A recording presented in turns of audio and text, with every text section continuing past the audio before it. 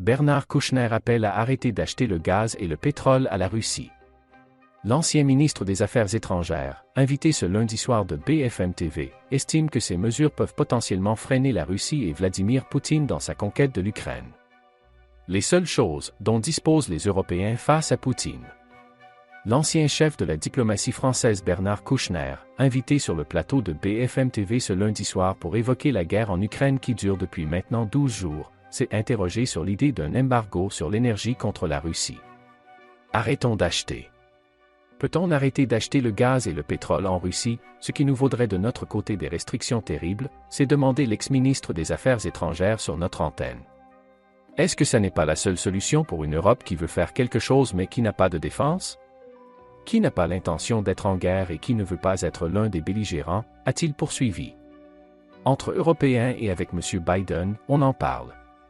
Bernard Kouchner estime qu'il s'agit peut-être là de la seule chose encore capable de freiner le président russe et ses forces armées. Une sanction économique qui aurait un coût certain pour la Russie, mais aussi pour les pays dépendants de ses ressources.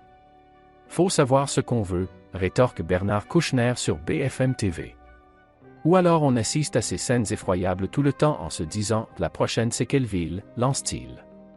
S'il dit ignorer si une telle mesure pourrait voir le jour, il affirme que, certainement déjà, entre Européens et avec M. Biden, on en parle. François Hollande favorable à un embargo sur le gaz. Et il n'est pas le seul à avancer cette proposition en France. L'ancien président de la République François Hollande, dans une tribune publiée lundi soir sur le site du Monde, a également plaidé pour un embargo sur le gaz russe. Faut-il alors se résigner au statu quo en considérant que nous ne disposons d'aucune alternative et que nous ne pouvons, malgré une solidarité sincère à l'égard du peuple ukrainien, payer plus cher notre énergie et prendre le risque de ne pas nous chauffer l'hiver prochain? Ou n'est-il pas nécessaire pour assurer notre propre sécurité et pour infliger un revers majeur à Vladimir Poutine de changer profondément et bien plus rapidement que prévu notre modèle énergétique, écrit l'ex-chef de l'État dans le journal.